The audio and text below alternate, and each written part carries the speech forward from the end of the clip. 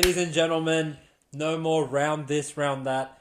NRL Finals Week 1 preview here at the Back Yourself Podcast, and we have been waiting 27 rounds to get to this moment. And what a round it is. I feel like personally, the slate is fantastic in terms of who we could have hoped to be in this position come this point of the season. We're not really missing any notable teams in my mind. Souths, you had a shocking season, so did Para, and all the other losers that hovered around the K8, Dragons, Raiders, Dolphins. As much as we love you guys and we think you're hilarious, I feel like the product you would have put out in the finals would have been subpar, especially giving Cowboys a free win. But nice a little sneak peek. Knights of War, you never know with those losers. But welcome losers. Anyway, Christopher. How are you feeling, my friend? I've been waiting for finals. For a bit of finals fucking footy, mate. I've been waiting for finals for a couple of weeks. And basically taking some dingoes on the way all the way here. Yeah. It's been working out, so maybe we can take more dingoes, but 4 games to preview. I would say, we don't have the luxury of taking dingoes anymore, but Knights did make it. So it gives us, at There's least always 1 week. Dingo every week. Obviously, they're in an elimination setting, so we'll have to wait until Sunday to know if we can still take Knights again and still be afforded another dingo to possibly bet on in week 2 of the finals. I will reveal something personally about myself, Chris, and I feel like we don't really talk about ourselves on this podcast, but they say it's good to build rapport with your fan base. So is there now? In my mind, I am the most avid punter you will ever meet. So genuinely, I don't give a shit about finals. On grand final day, I really don't give a fuck. In my mind, I would not. There's no difference for me watching the grand final than watching Titans and fucking Tigers. So if I had my way, I would just have the regular season. I would have 52 weeks and no finals and just get 8 games a week. Maybe give one team a bye, so I just can have a break from everyone once in every while. But Chris, I think he's a little bit more invested in the results, and that's why he's alluded to the fact that he's been waiting for finals.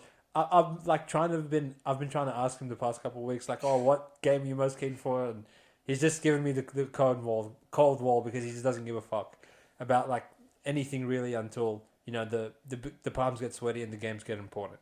Now that that's out of the way, we start on Friday night. No more Thursday night footy. Friday night single header. The reigning defending champion Penrith Panthers host the mighty Sydney Roosters. Shout out to you, Barnsey. Obviously, your team has come 3rd place after a long, hard, drawn out season, and their reward is going to Bluebet at $3 head to head. 8.5, almost currently 7.5 point underdogs. Minus Sam Walker, minus Victor Radley, who I kind of expected to play in this fixture, but that shoulder injury must be pretty bad if he can't get a needed or the run out there. Next week. And obviously minus Warrior Hargreaves because he decided to take his anger out on Titans and literally play like a donkey. So on the other side of things, Penrith have probably looked as full strength as they have in a very, very long time. Mitch Kenny returns. Nathan Cleary, the Iceman, thank you for returning for finals footy. I feel like I would want every team as healthy as possible, so then there's no doubts, there's no question marks as far as the results go once they are set in stone. And unfortunately, it's not that way on the Roosters side of things, but it is that way on Penrith side of things, and that's why you're seeing the big spread of 7.5 points. Chris, talk to me. Is the spread right? Should Roosters show up? Is there an upset possibly on the cards? The spread is bow. It's wrong. It's wrong. And it should be more in the Penrith favour. I would do wish every single player was there for Roosters because we can truly see them get killed. So we can lay 1.5? But unfortunately, we're getting 7. But again, it's still too short. Penrith are ready to show how great they are. And they're going to show it against these Roosters. I know it's because of injury. You can't really do much about it, but you seriously cannot take Sanders Smith and Keary in your halves positions to Bluebet Stadium. With how aggressive Liam Martin plays, just one, and Sorensen on the other side isn't much better. Iceman and Luai giving them short balls. I think it's a recipe for disaster. And James Tedesco came out and said we're going to test Nathan's shoulder, see how it is. Listen up, dummies. The worst thing that could happen you could do is get a sin bin. Because then it's pew, pew. Then it's completely over. But, literally, whenever someone calls someone out, it never ends good for them. So why? I get you're arrogant, but I know you finished third, but in my book, in my power rankings, you guys are the sixth best team in the comp and still are. Even though fourth and fifth, one of them has to go this week, unfortunately, just the way draw set up, but they're better than you. If they play you tomorrow, they're better than you. So I genuinely think there's only one way of looking at this, and it's looking at Penrith. It's not even biased for me to say Roosters aren't good because they don't have players. But even if they did, they could put Sam Walker in there tomorrow, and I'd still say Penrith's better than you. They could unban fucking Warrior Hargreaves. You can put him in as well. You can put Radley in there. Unless fucking Sonny Bill Williams is coming back, Penrith win this game. They cover the spread of 7. Don't at me because I don't think Roosters are even shot at Bluebet Stadium. I'm not surprised that was your position, Chris. Obviously, you've had a running battle with the Roosters fans in the past couple of weeks, but I do like the fact that you clarified. Put all your players in there, you guys would still go and lose. And in my opinion, you are one of two teams that shouldn't even show up to the stadium in this week. And not so much for what you're incapable of, but in my mind, the Penrith Panthers, they have been humming along under the radar very quietly without really putting up massive scores on the scoreboard. They've just been getting the job done. And now they welcome back the Iceman, which we saw the Iceman return from his hamstring injury, minus a lot of the other supplementary pieces of Penrith. And he had to put the team on his back, carry them to wins against the Dolphins and other losers in between there. Para as well. Obviously, they would lose that without Nathan's presence. And you saw them drop that stupid game to Raiders while he was out as well. But when you look top to bottom at this Penrith lineup, it is approaching the three-peat premiership status team that when you look at especially their starting 13, pretty much all the names that you would expect to be their come finals footy time are there. And their play style is just at such an advantage compared to what the Roosters do, who have consistently gone out there and tried to outscore teams from the opening whistle to the full-time siren for 27 rounds. Sure, that's resulted in 740 points scored for them. However, we know that defense wins championships and premierships in this instance. And even though the Dogs have had the mirage of having the number one defense in the NRL from the regular season onwards, put the money on the middle of the table, and I will take Penrith's D over any other team's one. The high-powered offense in the Roosters will be neutralized, and the Penrith Panthers will run away with this one. -7.5 is all we have to lay. Might seem big on paper or on your Sportsbet app or whatever it is you're looking at them, but I can see Roosters hanging in there for maybe 50 minutes, 55 minutes, but Penrith will run away with it in. They've been there, they've done that. They're a big game club at this point, and even though the Roosters are as well, and they have premiership pedigree through Trent Robinson and a few other idiots in their team, unfortunately, I just think it's wrong place, wrong time, and they will be leaving Bluebet Stadium with an L next to their name and hosting one of either Manly or Bulldogs in week 2, in my opinion.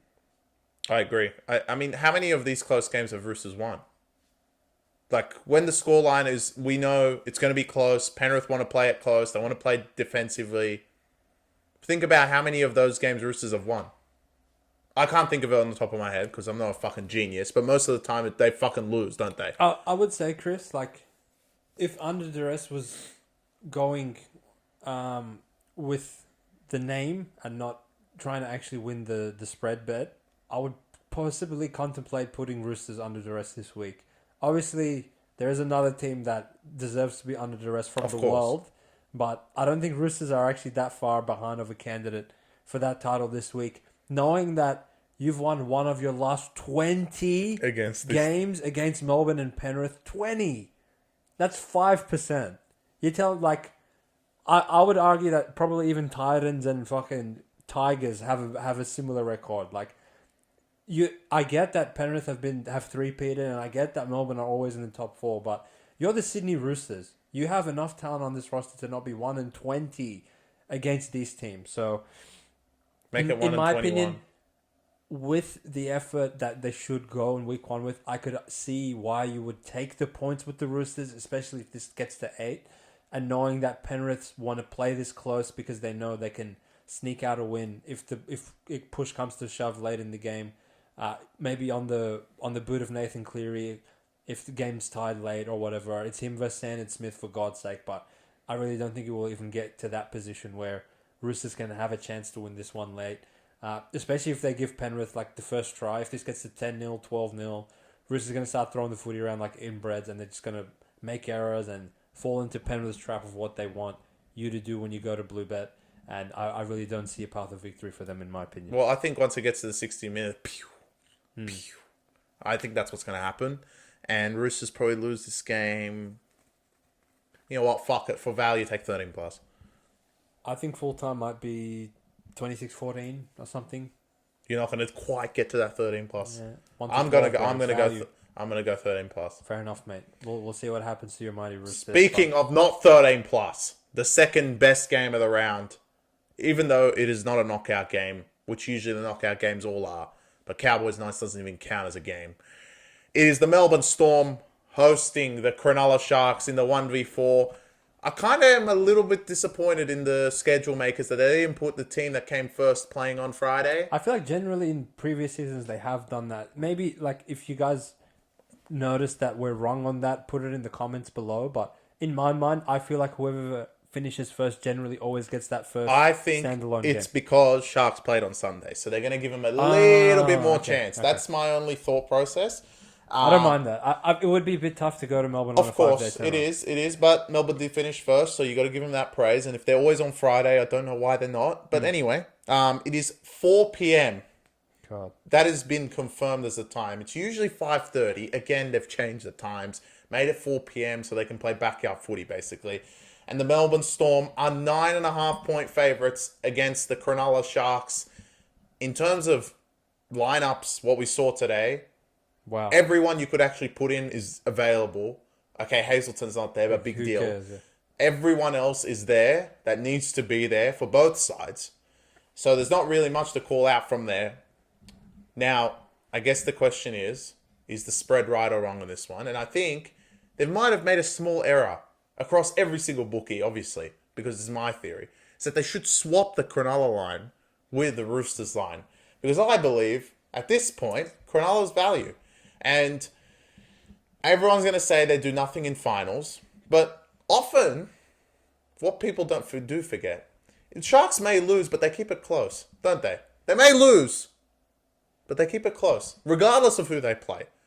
If they played Cowboys week 1, they lost by 2. They played Roosters week 1, last year, lost by 1. So, look, even if you think they're chokers, even if you think the whole world's going to say they're chokers, fine. I don't think this panel is going to say that they're chokers because we think that they're a red-hot chance, especially this guy. But I think, even if you think they're chokers and they can't win at all, you're getting 10 points. You're not getting 1. And the one thing about the Cronulla Sharks is whenever they finish in the top 4, especially the last 2 times, is they have lots of expectation. Lots of expectation. They have to win this. They're at points bet. They have to win this. This time, no one really gives a fuck because they know they're playing the team that literally doesn't lose to anyone, full strength, at Melbourne, off essentially, they played last week, but they didn't play the week before. They're well rested. They're ready to go. Pappy's back. And no one expects anything from Sharks. But I think I'm going to pass it to my partner because I think he expects a lot from Sharks and so do all the supporters. I have big expectations for the Sharks this weekend, and I think that is a perfect segue into my segment of the round. The Cronulla Sharks, listen up, you guys are under duress this week.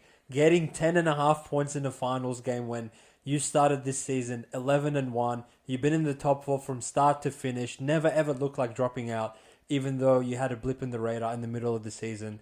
And now the Melbourne Storm are $1.30 in a finals game against you guys, and you're getting 10.5 points. Look, we know you've lost all your finals games in the last 2 seasons, but what people will fail to understand in this situation is the Cronulla Sharks have had all the pressure on the world and expectations in the previous games because they've hosted them at PointsBet.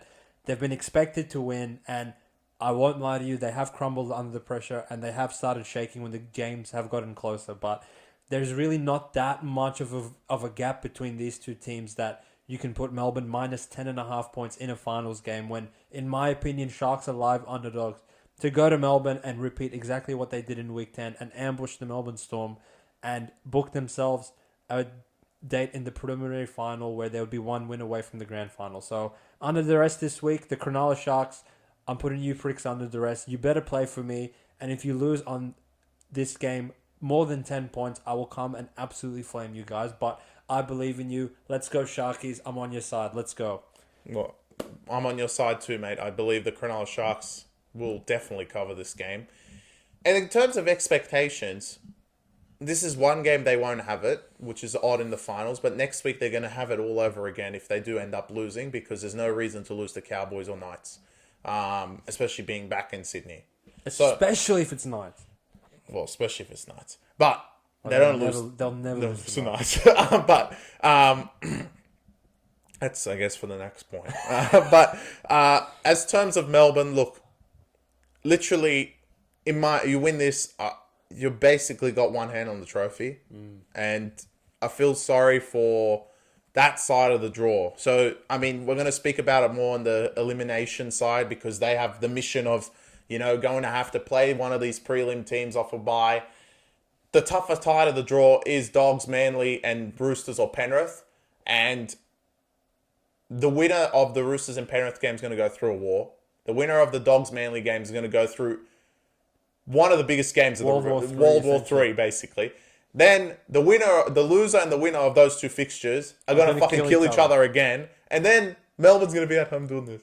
Yeah, for 2 weeks. For 2 weeks. So, look, it is a bit of a, easy scenario for Melbourne. When you look at the other fucking side, and Penrith played donkeys, and if Sharks end up losing, everyone's going to say the chokers. So, you kind of think, oh yeah, Penrith is going to go 4-peat. But, look, they're definitely a live underdog.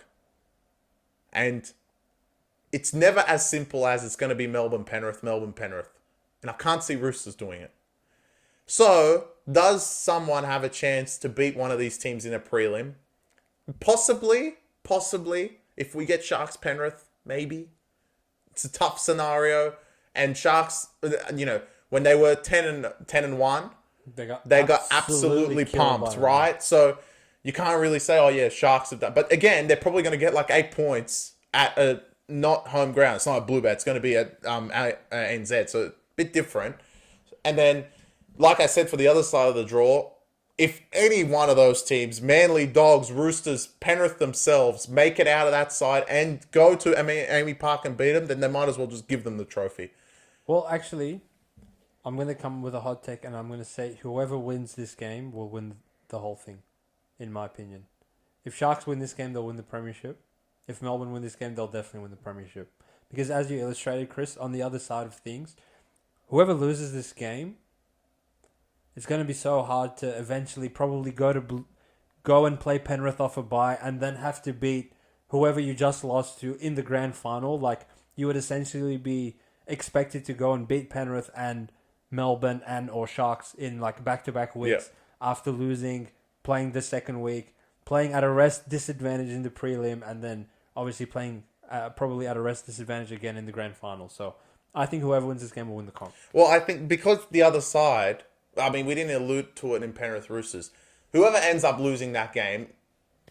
Yeah, it's probably... No, it's curtains. No. If somehow Roosters win, I don't think it's curtains on Penrith. But Penrith will have to go beat Dogs or Manly, which is not going to be a pushover. It will be. And then go to Amy Park off a bye, and then play Roosters again. Can you imagine Penrith hosting Dogs in the second week? They'll literally murder the shit out of them. They would, but right? it's not, but obviously it's not easier than the other side. The retarded part is having to go to fucking Melbourne in the prelim. That's really bad. Yeah. But I still think they can win it. Penrith, you can't say that they have no chance. But to lose to this Roosters team, everyone will be like... It would be reminiscent of the other year when they lost to Souths in the week 1 of the semis for literally no reason.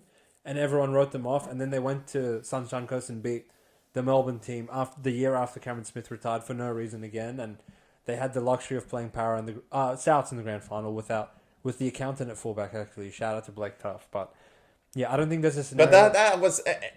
Look, I disagree. It was a different Penrith team. That Penrith team was nuts. But that was with Burton, Crichton, and Kickout. But the difference is the league was in a different state at the time, right?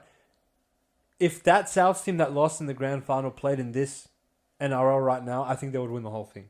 They'd probably maybe lose to Melbourne, but they would rape this Penrith team. Yep. They would kill Sharks. They would kill this Roosters team. Yeah. Like that team, that team was something else. No, that like season in general, I feel like this season in the NRL, it's been closer than other ones, but I think that's because we've been lacking like true top tier, like top heavy teams at the top of the ladder that you look at them and you're like, oh, like these other teams have no chance against them. Now, if Roosters do win the prelim by some miracle, your loss to Melbourne is not the end of the world. And actually probably the best result you could probably fucking have, if not like winning. If you lose by one, you go rape the shit out of whoever wins the next game. Knights or Cowboys. No, just and then you play Roosters for a spot in the grand final, which is literally your dream. You don't have to play Melbourne or Penrith. So, look, I think it's a very interesting game. Second best game of the round for sure. The shame's at 4 p.m. I kind of think that favours both teams. They both like to throw the footy around. Hopefully there's no rain. Well, I feel like we kind of made a case for Cronulla, but we didn't really allude on Melbourne much or touch on them. What do you think? I mean, what are you expecting out of Melbourne? Look, what I'm expecting is that they just beat the shit out of them. And if they do beat the shit out of them and win by more than 10, the spread, I genuinely think they've already won it. It's over. Yeah, that's what I'm saying. It's finished. I don't think Melbourne will pull back on their play style because it's semi-finals time now. They won't. They've literally gone out there and just thrown the footy around for the entire season. They work hard defensively, definitely, in the middle of the pitch, and it's not easy to make meters against them. It's not easy, particularly to restrict Melbourne from getting down the field because they tend to play so expansive. But I feel like if Sharks are truly, truly up for this, they can match them in the middle, which we saw in round 11 when they went to Amy Park the first time. And it's going to need, in my opinion, a massive effort from the Sharks starting forward pack. Yeah. The bench with Talakai, Royce Hunt, Jack Williams can come on and do damage, particularly when Nelson comes off in the middle of the field. But in my mind, if Sharks just allow Nelson and Toby Rudolph and Oregon Kaufusi, I really don't have that much faith in either of them to hold down the fort for the first 20 minutes, which obviously the Melbourne crowd will be buzzing. They'll be ready to go after essentially 2 buys playing fucking Cowboys when they rested everyone, and they could have legit ran out the Cowboys team and beaten Brisbane last week. And now they're hosting Sharks. To me, the game might be... It can't be won in the first 20 for Cronulla, because whatever happens, they're going to have to go down the wire and get it done, but they can lose it in the first 20, because if they let Melbourne go out there and start front-running, and in the 20th minute, Sharks look at the scoreboard and see 10-0, 12-0, like, they may as well pack it up and just go back to PointsBet and get ready for the second week. Well, as Melbourne whisper... In my mind, I think Cronulla's backline is comparable, if not better than Melbourne's one. I think their bench is better than Melbourne's one. Obviously, they're outclassed in the spine. Particularly if Nico's not that confident, then like they're in massive trouble against Hughes, Munster, Pappy, and Grant. But you won't find spine play better than what Melbourne dish out on a week-to-week basis, particularly in a big game with Craig Bellamy coaching. Like, I'm not relying on Hines and fucking Kennedy to go outplay Pappy and Munster and Hughes, right? But that's where we'll need the backline and the forwards to really step up for them, in my opinion, to try and contain them for as long as possible, so then they can punch through the front door, similar to how they did in Week 11. That's kind of how I see this one. Yep. Lineup change? Yep. All right, got it. Bring the Brazilian in. So, as Melbourne whisperer, their lineup will change. Oh, did Bellamy just call you? Bellamy just called me. Oh, what was he saying? So, I'm tipping Nelson will start off the bench to nullify Royce Hunt. Bringing on Royce Hunt with fucking Welsh is the recipe for disaster. And I also think, to fuck up some of Sharks' plan, is that Wishart will start over Grant. And... Wow, what the hell? I think he'll bring Grant off the bench around the 25th minute. Well, he's really going to be crazy. And start doing crazy shit. And I actually think that, in my opinion, that makes Storm a little bit scarier, because when Grant starts, he plays like a monkey. Yeah. And like everyone's fit and it's not as bad. But when Royce Hunt comes on, he can be a little bit shit through the middle because he's huge, and he gets tired really easily. And especially having bringing on Grant and Nelson off the bench, Royce Hunt's going to be like, fuck me. I mean, I can't fucking walk through McDonald's, can I? Like, what he thought he was doing. So I think Melbourne may tweak a little bit. Bellamy will start them two on the bench, so then he can really be angry, bring him on. But, yeah, Bellamy just gave me a call. I have Bellamy on speed dial, so, you know. Well, first of all, if Wishart starts instead of Harry Grant, I'll truly actually think that you have Bellamy on speed dial. And I will actually, like, I would truly believe that he just called you 2 minutes ago. Because if he does that, like, Bellamy is just so fucking off it that he just doesn't even give a shit. But low key, it's actually not a bad idea. It's yeah. Because I feel like that was the point of the first time these two teams played each other, where Melbourne sort of lost the momentum in the middle, and it wasn't like Ronaldo scored a hat trick or something. It was that Brazilian guy scored for me. Yeah. I think Jack Williams scored. Like, they were just punching through the middle, and they stayed very consistent in that. So I would expect Fitzgibbon to really rally the troops and expect that out of them again. Whether Melbourne can nullify them and just, you know, outplay them in terms of execution and attack, you would expect that from them. You know, they're -8, -7, minus fucking almost 10 even. Sorry, 10. I got the line mixed up with the nice ninth one one again for you. But yeah, they're -10 points for a reason. Obviously, they're champions. They've been the best team the whole season. But I really don't think Sharks are that much of a scoff that, they're going to be 10.5. But what the fuck would this line be if it was Knights going to Melbourne in a finals game? 16? 18? Is that it? This is what... Yeah, well, I would like to have the faith that Sharks are not that bad. We could see the record line in finals if the next team actually wins. Which? So Cowboys host Knights in the 7:50 fixture.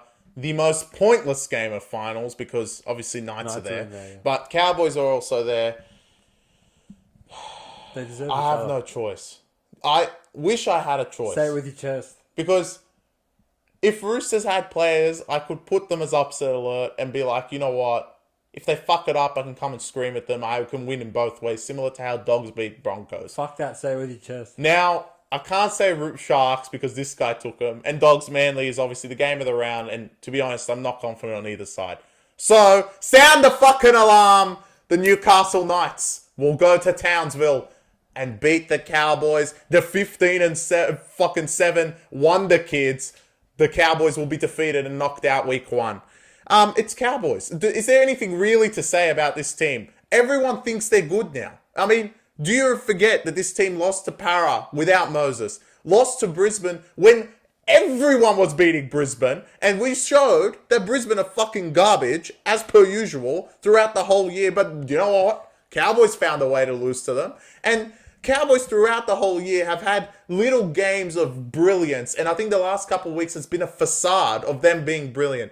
Knights, I know what I'm going to get out of them. I know they're shit. But you're getting 6 points on top of the fact you're probably getting $3 head to head. And Cowboys, when have they fucking covered 7 the last time in Townsville? The last time I remember is Raiders, who literally went up there and quit and then three-peated the fucking idiots. So look, Cowboys, I do not trust them with $1. I wouldn't trust them ever as favourite, and there's no way in hell I'm going to take them. Newcastle, I know what I'm getting out of them. I know Kalen is going to touch the ball 1,000 times and outplay Scott and get them over the line. I trust Best. I trust Gagai. I trust the Knights forwards to not fucking drop the ball. Just wait for the Cowboys forwards to start knocking it on. So, my upset alert this week is the Newcastle Knights going to go to Townsville and win. Knights of War, baby. Knights of War. But, unfortunately, you don't think they're going to win? I don't have... I like them. I'd die for Knights, I'll be honest. This week, like, I would sacrifice... I would let Melbourne go and win 50-0 if you guarantee me Knights going to go up there and win.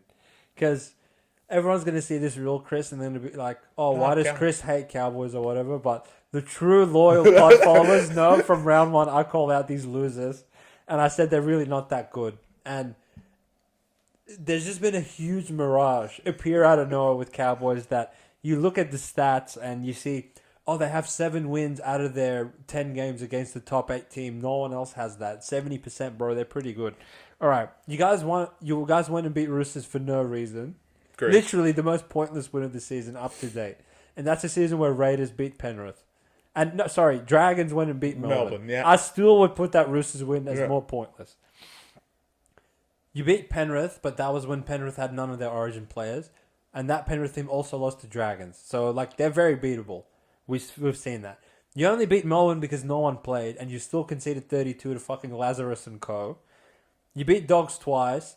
That's probably the best. Last week, Dogs quit, and the first time you beat them in Townsville, I don't know why Dogs lost to you guys. They were like genuinely much better than you guys at that point. But we'll give you credit for both the Dogs' victories. I don't think anyone else can say they beat the Bulldogs twice this season. Lost to Manly. You got absolutely killed by Sharks when you went to PointsBet, 42-6. But you did somewhat turn around the result. You beat them by 8 in North Queensland, minus Nico Hines, minus Ronaldo, minus a few players. Not that impressive. And you beat Knights by 1 point in Golden Point earlier in the season when Knights truly could not score. And you lost to Manly by 1 point. And you lost to Manly by 1 point. It's a competitive game. So I'm not completely absolving Cowboys' resume of 2024 in terms of their performances against top 8 teams.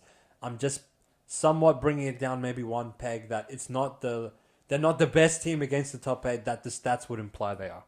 Now, the most conviction that Chris can have in his take of putting Knights upset alert, I feel like after last week, we can't come and say, Cowboys, you guys are garbage and you're not capable of playing well enough to cover 6.5. Because if Cowboys get it all right on the day, I feel like with the game being in Townsville and them having morale high after their hit and run mission, beating the shit out of the Bulldogs last week, I can see them getting to a point where they can front run against Knights, and Knights, we know that at the end of the day, they can't score. Simply put, they cannot score. But Cowboys will let anyone score. But if Cowboys, that's what I'm saying, right? So if Cowboys go and they actually defend their lives off, like it's a proper finals game, and they don't just allow Knights to walk to their try line, they can cover 6.5. But do you really want to lay 7.5 points, 6.5 points with Cowboys, knowing that they're capable in the core of their team and in the heart of their team? And Todd Payton shouted them a private jet 60K. And all they've done is fuck Todd Payton when they was really, really needed them outside of last week for probably 2 seasons now, if not 3. Since their preliminary final berth, they've been awful. So in that case, you're getting 6 points with Knights. I can see where you're coming from, Chris. But on the other side of things, it is Knights. So, you'll die for them. Is this my last opportunity to take Knights for the season? It might be. And if they go and win outright, like I said, I might get the cigar out in the review because I can truly laugh at Cowboys. And Cowboys have like weird fans. They're not like a very vocal fan base, but they've had enough of a reason to come at me and be like, why do you hate our team so much? We're actually good. And I can't go and scream at them after like last week or the last couple of weeks. But if they fuck it up to Knights, I can go and scream at them as much as I want. So I will be, in my heart of heart, cheering on Knights a big time. But whether they can go and win all right, I feel like all of it lies in the hands of the Cowboys. If Cowboys go, copy-paste the formula from last week, pepper the middle of the field, bring a lot of pressure onto Newcastle's playmakers, which they're only there in spirit, really, in my opinion. Crossland and Cogger. No one is scared of those losers. I am. Particularly in a finals fixture. But that does create a situation where Dolphins were unable to keep Ponga out of the game, and he did take over and break the deadlock once it got to 25 minutes. It was 0-0. He gets Adam Elliott a free try, and he gets them the second one, obviously, when he tiptoes down the right edge. And, there were spiders on him. They couldn't get a hand on him. On the other side, if Kalen can go and replicate that performance, the Knights are truly live underdogs. And we know they have strike out wide with Bradman and Gagai, and funnily enough, like we said in the review, Knights actually have a lot of experience in these games in the last couple of seasons, playing finals footy in 4 of the last 5 seasons. And Cowboys. But they do only have one finals win, which was Raiders and Golden Point as 16.5 point favourites. They lost to Souths 4 years ago. They went up 12-0 and lost 44-20. Trust me, I remember that scoreline because we were on 1-24.5 that day. We won by half a point on the buzzer when Aiden Guerra of War scored in the corner for no reason. They lost to Para by 8 points in the following season, where I believe that might have been the year Para made the second week and lost to Penrith. They missed the finals for no reason the year after that. I'm pretty sure Kalen was injured for the whole season.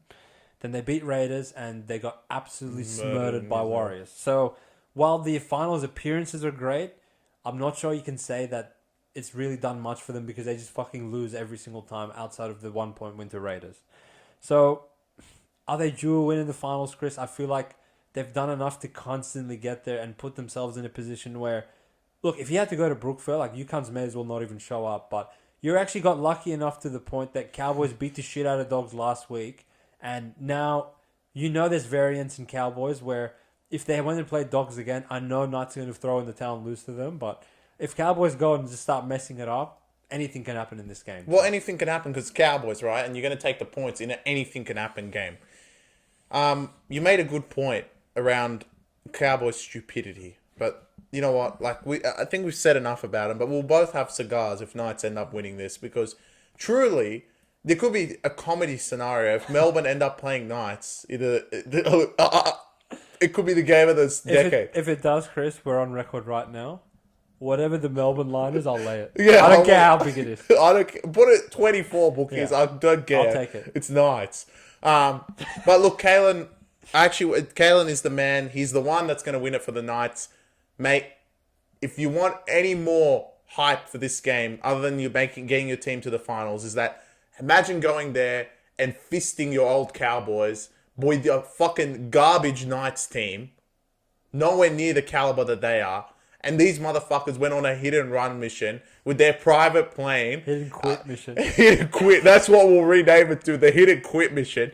And look, they actually, all of those idiots don't even deserve a private plane, in my opinion. The player that actually deserved the private plane ended up staying here for the stupid photo shoot when they presented the trophy in fucking Sydney and Dearden's sitting there with all the other Sydney players there and all of his fucking teammates all flown to Townsville in the private jet probably fucking having champagne because they beat Bulldogs knowing these fucking morons. So look, listen, Cowboys, just go fuck it up because it will be the greatest review of all time.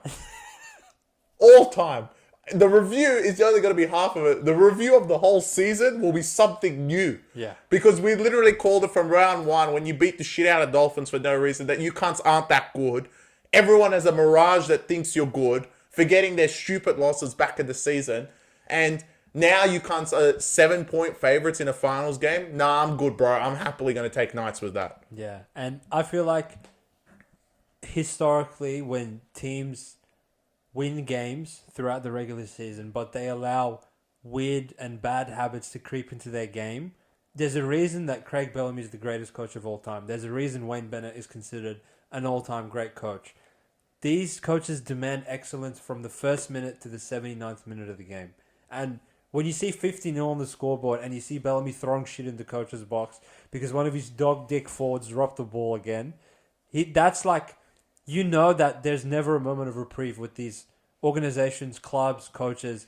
They demand excellence. I really don't think Todd Payton, he even has the capacity to look at these players and be like, all right, when we're playing Broncos, put it in for 80 minutes, boys. We've talked about this at training. Just to watch them quit again.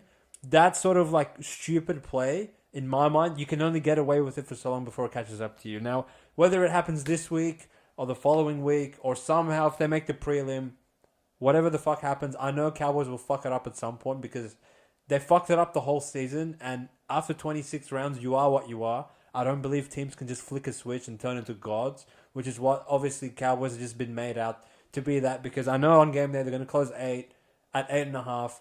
They beat Dogs 44-6, and everyone saw that last week, but I would say pump the brakes on this team because we've seen for 27 rounds that they're really not reliable, and I'm not going to start relying on these losers right now. Pump the brakes and roll out of the car before it fucking crashes into a wall. A brick wall of the Newcastle. A blue and red brick wall, some could call it. All right.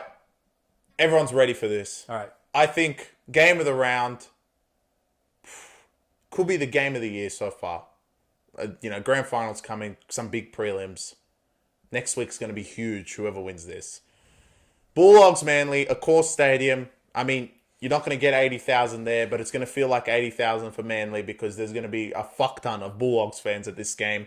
4 p.m. afternoon, Sunday afternoon. Shout out to NRL for actually putting this at 4 p.m. None of this fucking garbage nighttime game. Yeah, fuck no. Afternoon game at Accor Stadium. Dogs Manly, and you couldn't even split them with a fucking knife at the moment. They are absolutely right on the money at Pick'em, and deservedly so. Turbo comes back as injured as he is. We don't know, but he's back at fullback. Obviously, all the Dogs players return. Jerry, Burden, Adokar, we wish. Adokar, which I actually wish he was there for some reason, because I'd rather them full strength and then lose. But no one's going to say, Adokar wasn't there, that's why we lost. Well, the Dogs have the built-in excuse, Kurt Mann's not there. Kurt Mann's not there, yeah, of course. How could I forget him? So, look, truly, I'm not confident in either team. Okay. Mainly because Manly beat the shit out of them 2 weeks ago. And you think that is actually that's a bad negative thing. Point, yeah. Yeah.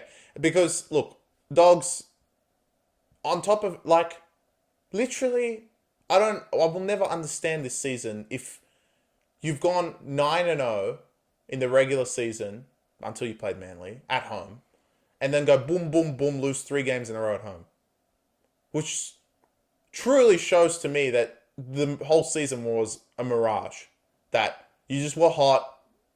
Everyone fucking went on the coattails of, you guys are the stars of the season, everyone's storyline and narrative. But when it actually mattered against the teams that you're really supposed to be competing against, you went LLL and essentially going home. So that's why I'm like, look, can Dogs really fuck it up? Now, the beauty is, for Dogs and Manly, is that as long as Roosters lose, I'll be cheering for either your team next week, because at the end of the day, when I came out of the womb, I hate Roosters. So, it won't matter.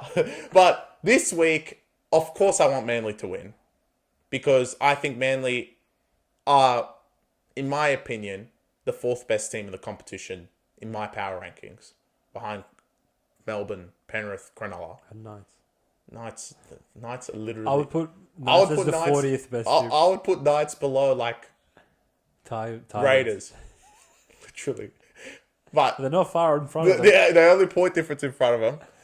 Bulldogs, you're my 5th... You're better than Roosters. But my concern is the points on the board. And Manly did concede 40 last week to Sharks. But that's Sharks. And Sharks defended really well. But Manly scored 20 without Turbo against Cronulla. And Cronulla are typically a pretty good defensive team. They're top 4. They're top 4. They're not great, but they're not brilliant like Penrith or Dogs, but they're decent. And Serraldo, in a final scenario, it might be a little bit different on the day. And that's where maybe my little bit of concern will be.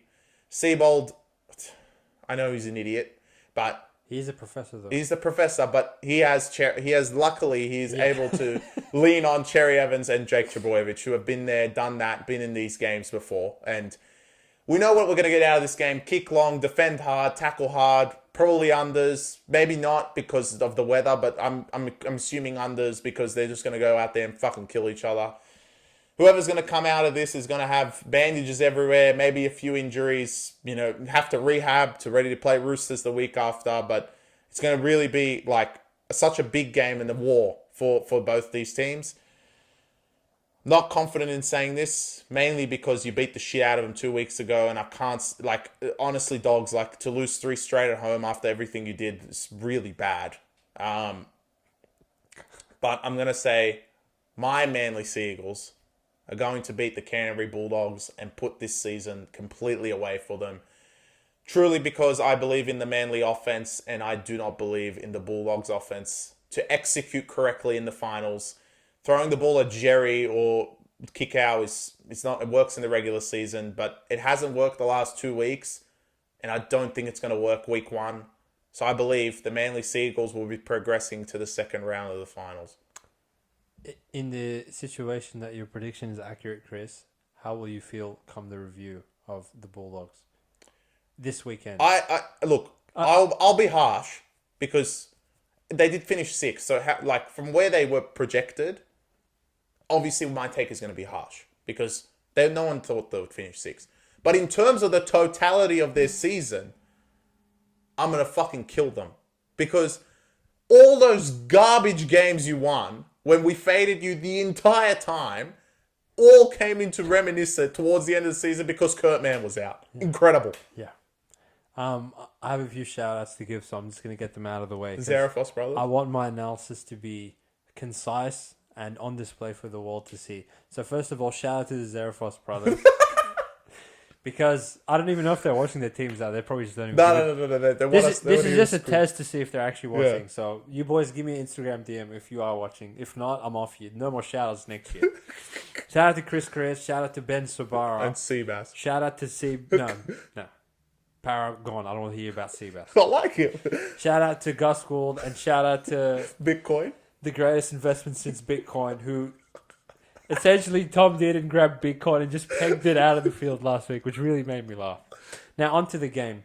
I tossed and turned, and this game has given me a few sleepless nights since the draw was officially announced after Manly got the brakes beat off them by Cronulla at 4 p.m. sharp on Sunday.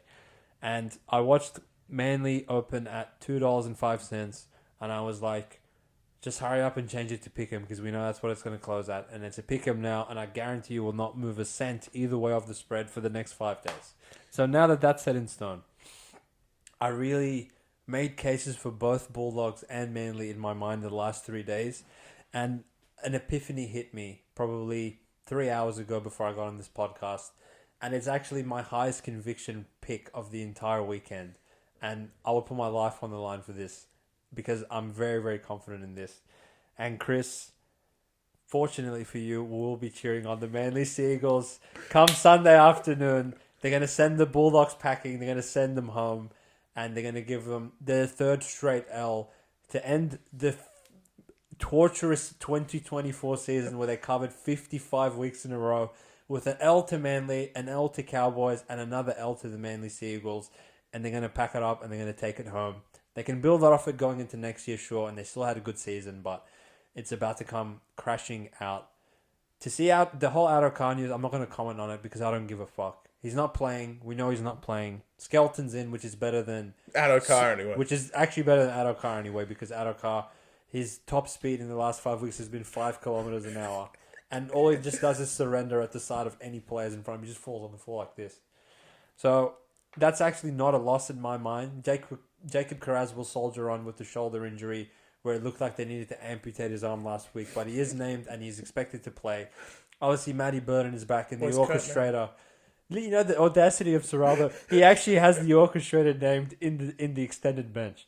So I was thinking, like, what would have to happen for you to bring this back in? If Burton and Burton V2 are both out, i.e. Salmon, then they would have to bring the orchestrator in to play lock. There's no Kurt, man. I truly believe Serraldo will grab a pair of boots and run out there before he puts this gun out there. But he's just named him in the 23, probably on the back of Gus Gould. Shout out to you, man. Apparently he controls the entire He controls everything. But I don't think he has that much control over this weekend's result because, look, to me, at the end of the day, the Dogs somewhat turned into a scary outfit for a few weeks stretch because we watched them week after week after week go and beat the shit out of every single team in the NRL in the middle of the field.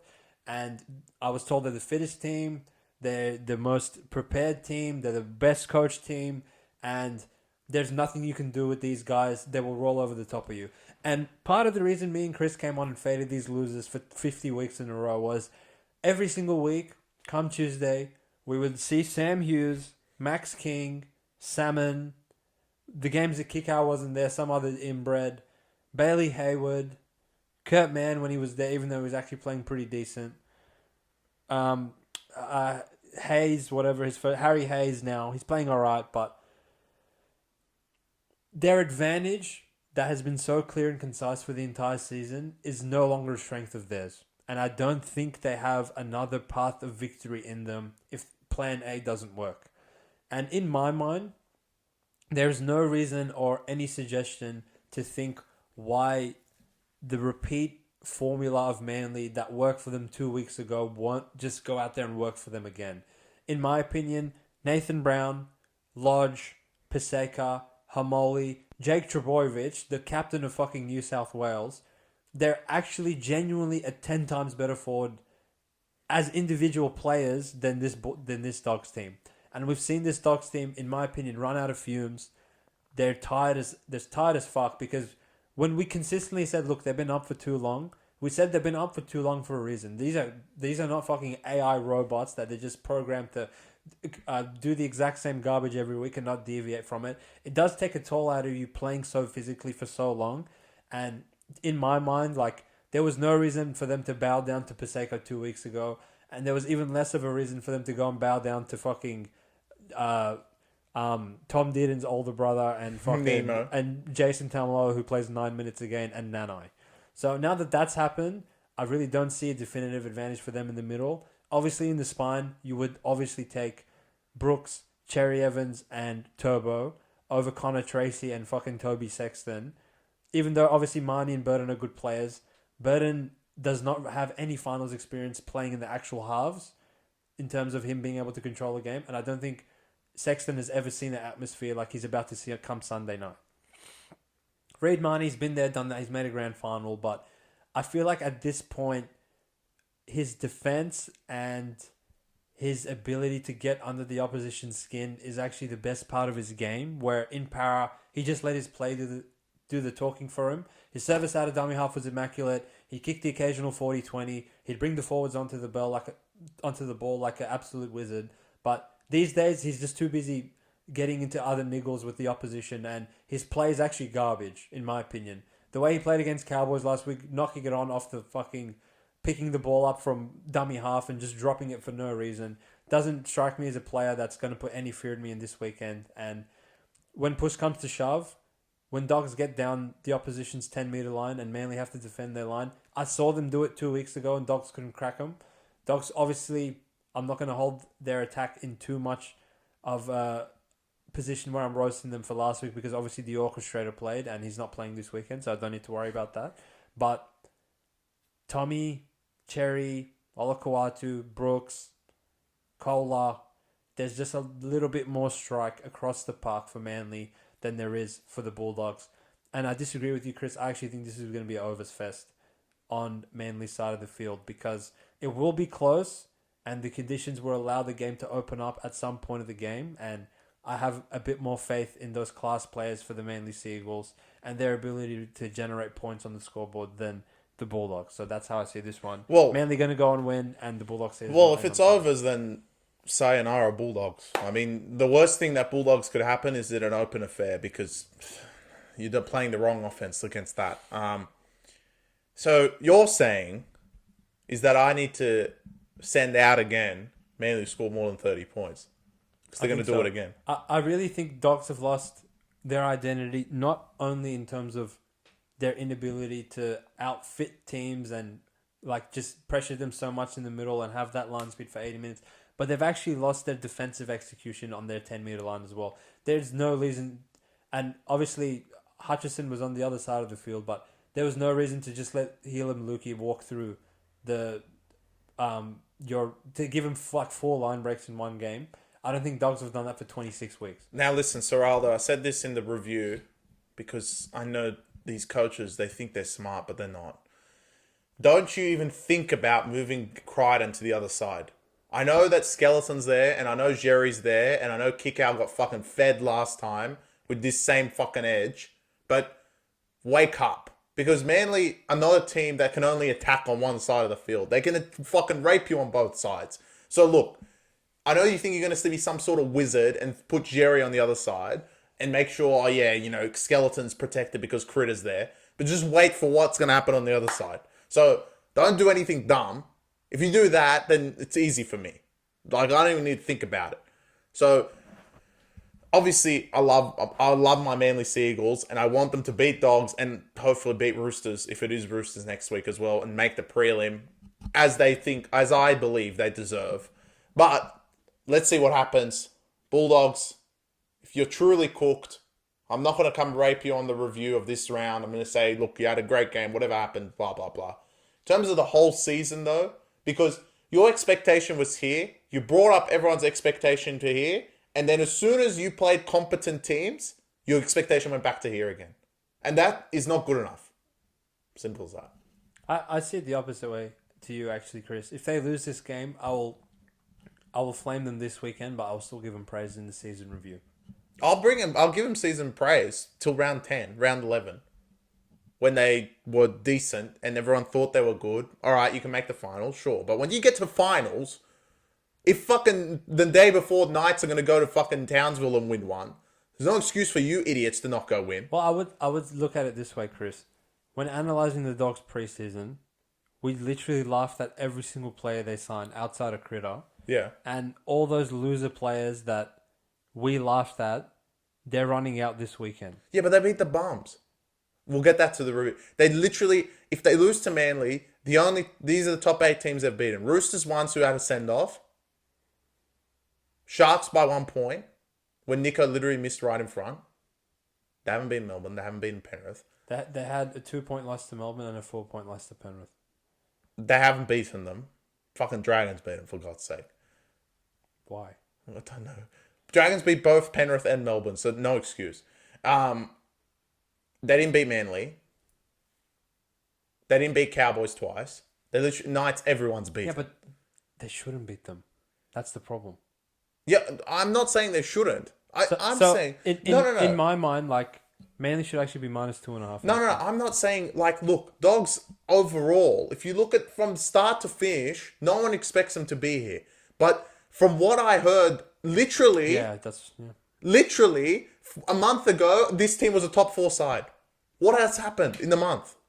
They got tired. Yeah. And we said that back in fucking round 16. Eventually, you guys have to fall. Now, will you guys fall to the level of not even winning a finals game? Let's see on Sunday. But I think that this panel agrees that they will fall on Sunday. I think if Dogs do lose, there is potential for it to, like Manly to really run away with it towards the end of the game. Because Dogs have shown me in the last couple of weeks that once the results it's in stone, like they don't just keep fighting and clawing. What's going to happen? Pew. I think you might see a bit of pew on that day, Chris. We'll see. All right. Well, that's our finals wrap. Week 1. Finals preview. The last time we're going to have 4 games. From now on, it's only 2. So short podcasts. Sure, though, they could be just as long. I'm sure next week, one of the games is going to be a lot longer than the other one because no one really cares about fucking Sharks play Knights. Truly. If that's the fixture. But we'll have to wait and see. I think that's it. All right. Penrith, don't let us down. We are never excited to cheer for you guys to the extent we're going to do it on Friday. I'm less excited to cheer for Roosters. But piss off, all right? Don't go and lose to Roosters. You really piss me off. Sharks, you boys don't have to go and win. If you go and lose by 4, I'll come and give you a round of applause.